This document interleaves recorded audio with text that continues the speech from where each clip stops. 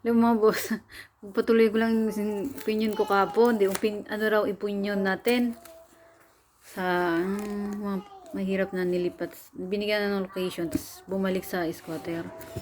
Yun nga sa ko kapon, bumalik sila kasi walang kabuhayan ito. Ano yung magandang bahay kung wala kang makain, walang pampasok sa'yo kada buwan na pera. Pwede mong mailagay doon, nakabuhayan, mall. Oo. Mall. Tapos, construction work. Construction worker. Construction. Saka, medyo ilapit nyo naman yung hospital, yung mall, yung kasi parang totoo talaga ito mga boss. Karamihan talaga sa ganyan sa lokasyon. Napakalayo. Grabe. 24 hours ka. Tapos maghahanap ng sasakyan. Walang tricycle, walang bike, walang, diba? Parang in the end of the world siya. Wala. Kaya bumalik sila sa dati. Kasi walang kabuhayan. Ayun.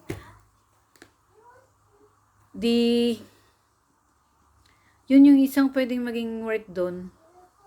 Pakilagyan nyo na lang boss ng mga mall. Naghahanap kasi ng trabaho. Mall, bakit mall? Kasi, ang mall kasi, pag nalaman ng mga lalo yung mga mayaman dyan, kahit mga tourist, bigyan mo yung mall, lalagyan mo ng kakaibang mabibili, ganun.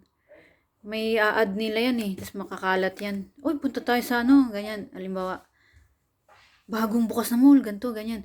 O diba, lalo may mga karyong mayaman. Madali lang yan sa kanila. Yung mahihirap, ayun. Tsaka sana yung yung mga boss, yung mga walang pinag-aralan. Bigyan mo, makapasok sila ng trabaho.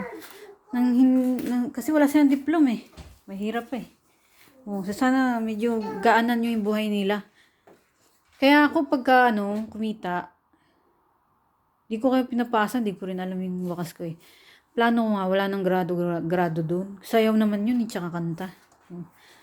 Ang may mga grado lang doon, yung cashier, yung pagdating sa pera, kailangan may grado. Tsaka depende sa trabaho. Pero pagka akong, natuloy, ganun. Mas ang sistema noon, wala kang grado. Sayaw, kanta. Ano yan? Palitan, araw-araw. Maganda nga kung itong araw na to, masahuran tong grupo na ito. Sa sumunod, sa Lunes, sa Martes.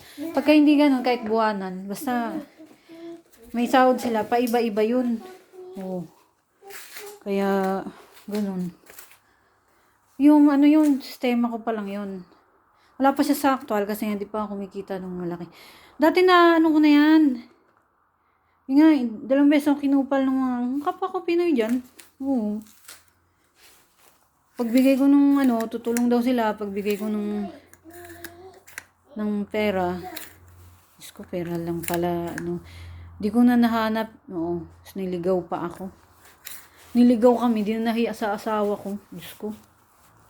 Kakahiya. Hindi man lang. Alam mo na, sira na naman yung tingin sa Pinoy. Kasi kala mo mabait yung asawa ko pero sa loob-loob niya nasaktan niya. Siyempre, ikaw ba naman niligaw? Balak mo ba kami i-dedo? Balak mo. Yunakawan mo nga kami. Yun lang masabi ko sa ng kupal sa amin.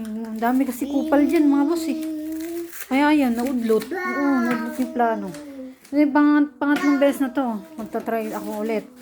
Pero sa pangatlo, trauma na rin ako eh.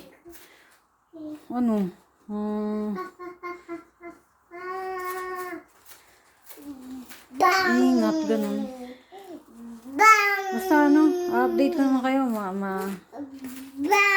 magigo o hindi. Pero sana magtagumpay naman tayo mga boss. Kasi kawawa naman yung mga hirap dyan, kawawa naman sila,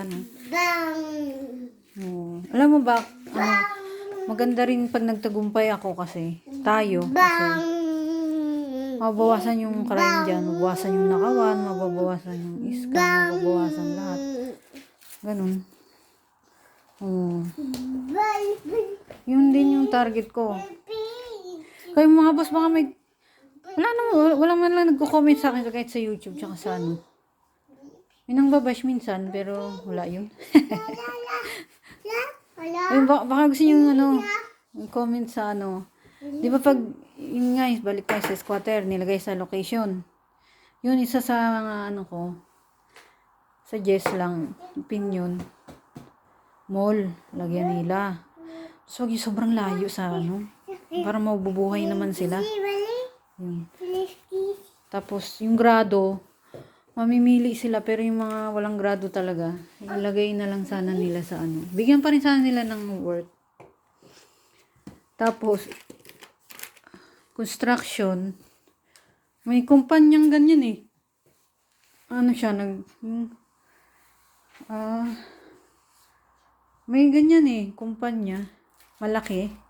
O itayo din nila doon, para siguradong may kabuhayan yung mga tao. Yun lang mga boss. Ciao.